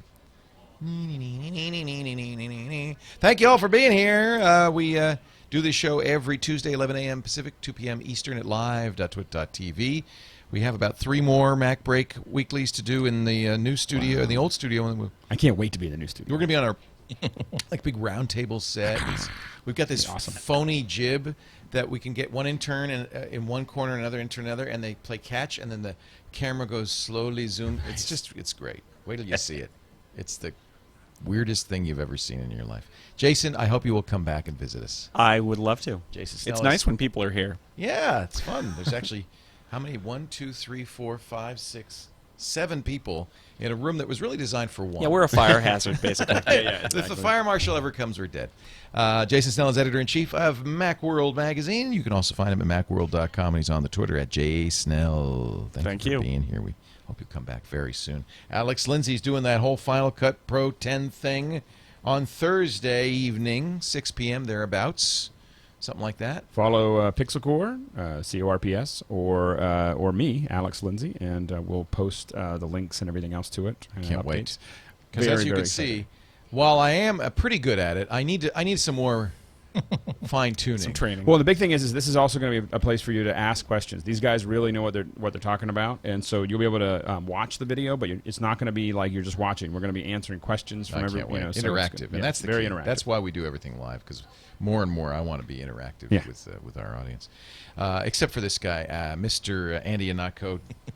For him, interactivity is just playing the ukulele and smiling. I prefer inactivity to interactivity. And, of course, sugared Pepsi. We thank you for being here, and we hope you will all come back next week. But meanwhile, get back to work, because break time is over.